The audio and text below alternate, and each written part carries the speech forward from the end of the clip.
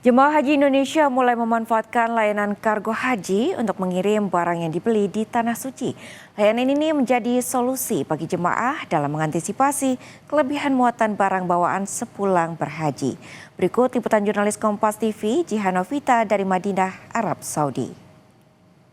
Assalamualaikum warahmatullahi wabarakatuh. Saudara, jemaah haji Indonesia memanfaatkan layanan kargo untuk mengirim barang bawaan dari Tanah Suci ke tanah air. Ini dilakukan untuk mengantisipasi kelebihan barang muatan yang dibawa dari Tanah Suci seusai pulang berhaji. Dan saat ini saya sedang melihat bagaimana proses pengiriman atau packing dari barang-barang yang dititipkan oleh jemaah haji Indonesia untuk dibawa duluan nih pulang ke tanah air. Tiba di Tanah Suci, jemaah haji Indonesia langsung berburu oleh-oleh di kawasan Masjid Nabawi.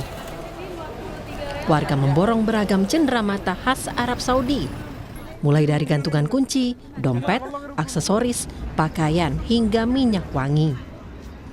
Jemaah mulai memanfaatkan layanan kargo haji sebagai solusi mengurangi barang bawaan dari Tanah Suci. Layanan ini memungkinkan jemaah mengirim paket oleh-oleh lebih dulu tanpa harus menunggu selesai berhaji. Harga untuk pengiriman paket kargo haji mulai dari 23 rial per kilogramnya. Paket akan tiba di alamat tujuan sekitar 7 hingga 14 hari. Kargo haji ini diselenggarakan oleh Pos Indonesia untuk warga negara Indonesia, seluruh warga Indonesia dari Sabang sampai Merauke dengan tarif rata-rata 23 rial. Untuk waktu tempuhnya sekitar 7 sampai 14 hari. Jemaah mengaku layanan kargo haji sangat memudahkan mereka. Jemaah tak perlu repot membawa banyaknya barang selama menjalani rangkaian ibadah haji. Sajadah, tasbih, apa lagi tuh di dalamnya, permen-permen, coklat, oleh-oleh dan lain-lain. Banyak-banyak macam ini. Apa aja, Bu? Ini, tas-tas buat oleh-oleh untuk keluarga.